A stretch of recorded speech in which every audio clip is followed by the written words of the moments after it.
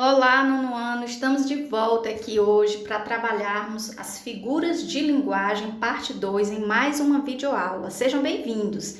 Vamos hoje conhecer as figuras de linguagem que nós deixamos, para essa aula. Como eu falei para vocês, são 2 semanas, que nós vamos trabalhar as figuras de linguagem, certo? Prestem bastante atenção, qualquer dúvida, no final da nossa videoaula, vocês podem interagir comigo através do chat ou no WhatsApp. Vamos lá?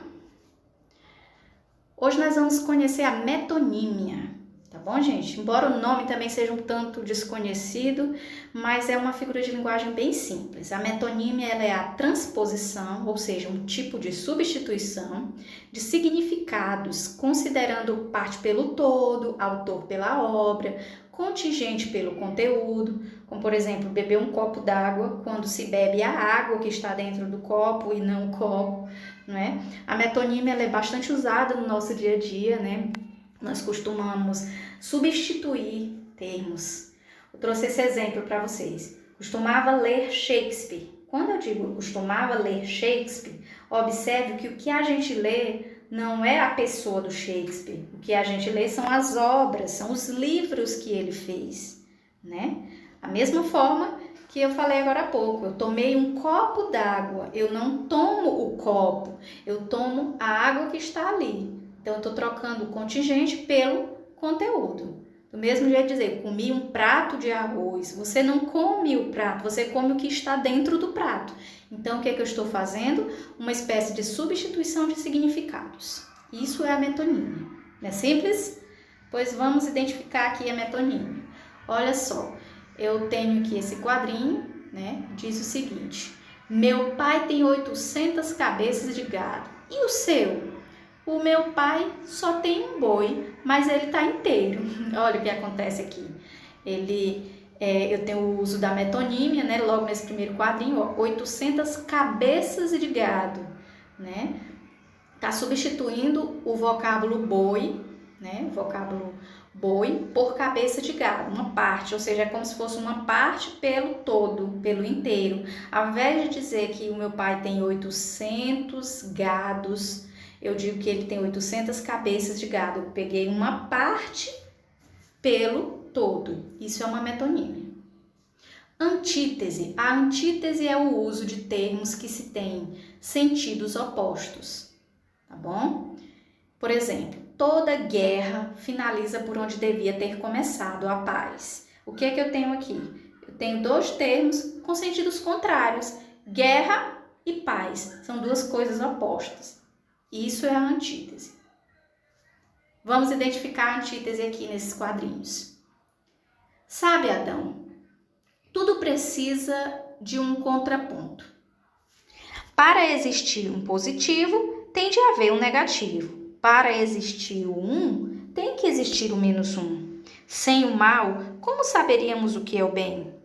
O que seria da paz sem a guerra? O que seria do John sem a Yoko? Nós temos aqui várias antíteses, pessoal? Vamos lá, vamos começar aqui.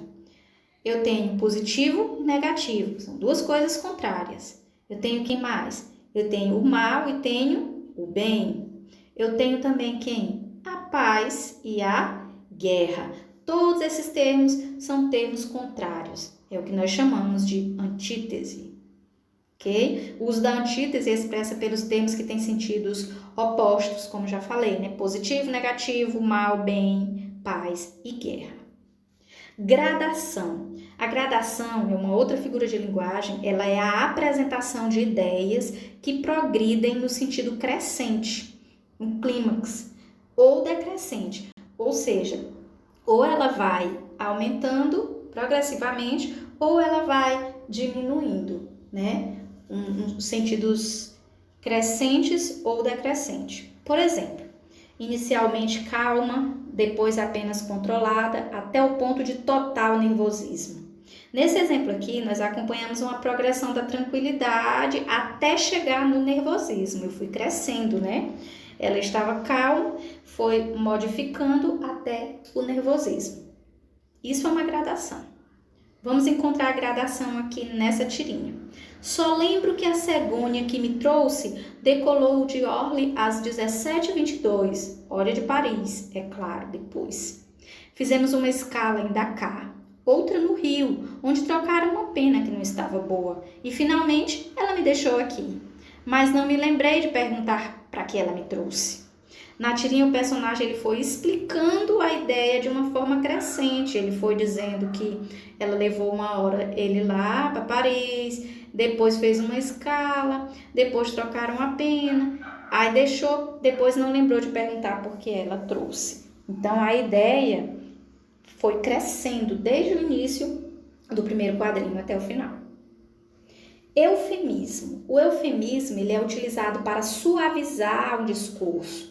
Por exemplo, entregou a alma a Deus. Quando eu digo que alguém entregou a alma a Deus, eu quero dizer que alguém morreu. Só que morrer é um termo forte. Então, para abrandar, para suavizar, eu usei esse termo de entregar a alma a Deus, certo? Vamos procurar aqui o eufemismo nessa tirinha. Fofoqueira não, querida. Eu sou produtora de biografias orais não autorizadas. Olha só, na verdade aqui é uma charge, né? Não é a tirinha. Nessa charge aqui, nós temos uma explicação diferente do que é fofoqueira, que está sendo usada como um outro termo para suavizar, para deixar menos agressivo, né? Ela diz que é uma produtora de biografias orais não autorizadas, para não dizer que é fofoqueira, para tornar o termo mais brando. Assonância. Assonância, gente, é a repetição de sons vocálicos.